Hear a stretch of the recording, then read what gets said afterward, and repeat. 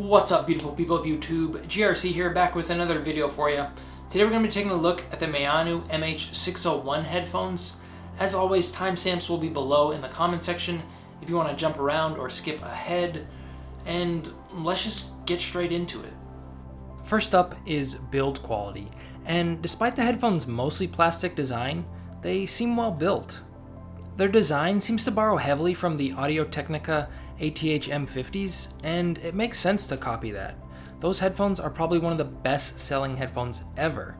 Overall, I think that's a good thing. It's a very neutral, inoffensive, and professional-looking design. I particularly like the number measurements for the headband extension. It just makes it super easy to know exactly where you're at the moment you pick up the headphones. They also fold up into a rather compact size if you're looking to do some traveling with these.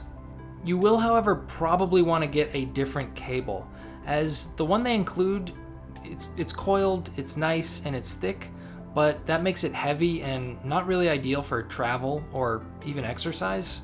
The good news here is that it's easily replaceable, and seemingly any 3.5mm male-to-male cable will work. I also like that they include two 3.5mm to 1/4-inch adapters, but frankly it seems like an odd inclusion. In my experience, 1/4-inch female jacks tend to be found on more expensive, high-end, professional or enthusiast type equipment like DACs and headphone amps. If you're spending money on a headphone amp or DAC, chances are you're not looking to pair it with $40 headphones. Nevertheless, I'm not going to complain too much about a company including those little extras. I also like how the headphones have a jack on each ear cup, and this serves two functions. Firstly, you get to pick which side you want to plug the headphones in, left or right, and secondly, it basically acts as a headphone splitter. So let's say you only have one smartphone or audio source. Basically what you would do is just plug in the MH601 headphones into the source, and then you would take the second pair of headphones and just plug them into the free jack on the Maono headphones, whichever ear cup that might be. It's cool if you're in a pinch, but I don't really ever see myself using this feature. Up next is comfort, and I want to preface this entire section by saying I have a giant head, I'm a glasses wearer, and I have chronic migraines, so trying to find comfortable headphones for me is a friggin' nightmare. Unfortunately, these did not fit the bill for me personally, but about 95% of the headphones I've tried don't either. So the question becomes, will these be comfortable for you or the average person? The short answer to that question, I think, is yes, but not for extended periods of time. Overall, I would describe the comfort as good, not great. The ear cups are soft and seem to be just regular foam. In terms of comfort, the biggest issue I have with these headphones is that the ear cups are circular in design and not oval like they should be. So unless you have really small ears, they're going to be resting half off and half on. So if we compare the Maonos to the Sennheiser HD598, the HD569, and the Sony MDR1As, you'll notice that they all have an oval or egg-shaped ear cup. Yes, these three other headphones are comparatively much more expensive, but I have a hard time seeing how the shape of the ear cup would significantly affect costs. Given that a lot of the Maono's design elements seem to be lifted from the Audio-Technica ATH-M50s, it's somewhat surprising that this design feature was not also copied. The headphone band is very lightly padded. Despite this, it did not seem to be a major point of discomfort for me.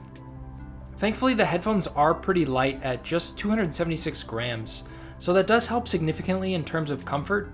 By comparison, my HD598s weigh around 250 grams, and those are the most comfortable headphones I've ever owned. In terms of overall comfort and ignoring the price, I'd probably score these a 6 or 7, where a 10 would be my Sennheiser HD598s, and the Sony MDR1As would be a 9 or a 9.5. Of course, build quality and comfort don't really mean much if the headphones sound terrible. Which leads me to the next section of this video, sound quality. Before we get into it, I do want to mention I did allow for burn-in, and I listened to these on my desktop computer with onboard audio and my old LG G4 smartphone. Unsurprisingly, these headphones are very easy to drive, and I wouldn't expect to see any real benefit with a headphone amp. That being said, I did notice that they sounded significantly better on my LG G4 when compared to my newer budget smartphone, the ZTE Blade 10. If you want to make sure to get the most out of these headphones, just make sure your smartphone or computer has a decent DAC. They got plenty loud just listening to them on my LG G4, with the comfortable max volume being just around 50%. Overall, the listening experience was surprisingly enjoyable. I really wasn't expecting much from these, but the music being played was engaging and fairly easy to get lost in. The soundstage was good as well, and since I do have 50mm drivers, that's to be expected. The bass is there, but it's very mild. Definitely not for bass heads, and I would probably avoid them if you primarily listen to dubstep or electronic music. It doesn't sound particularly tight or loose, just lacking. Mids overall sound good, however, in a few songs they did sort of overpower the listening experience. This didn't bother me too much, as I prefer a strong mid presence. Listening to Lady Gaga and Bradley Cooper's duet of Shallow, the vocals came on a bit strong, and it was a similar experience with George Michael's Careless Whisper. Sometimes the vocals also sounded a bit off, almost a little hollow. As for the treble or highs, they sound a bit recessed as well, but not to the same extent as the bass. Generally, I prefer my treble a little recessed because if there's too much, the headphones will be fatiguing to listen to. A well-known example of this is with the Sennheiser HD700 headphones, super detailed but piercing highs. I know it sounds like I'm pointing out a lot of negatives, and I am, but this is to be expected from a budget pair of headphones. They're not going to have a perfectly neutral sound signature. In fact, I don't even think most people even want a completely flat or neutral sound signature. I certainly don't. Subjectivity is an enormous part of headphones, so keep that in mind when watching reviews and deciding which ones to buy. That being said, I would have preferred a stronger bass presence with these, as I do tend to listen to a lot of electronic music. The treble could have been a bit more present as well, but I don't miss it as much as I do the bass. To kind of wrap things up, if I had gone in blind and tried these headphones out without knowing the price, I would have guessed that they cost around $50 or $60. That alone puts them as a win in my book. Despite all my nitpicking on the sound signature, when my brain wasn't analyzing every part of a song, I enjoyed what I was hearing.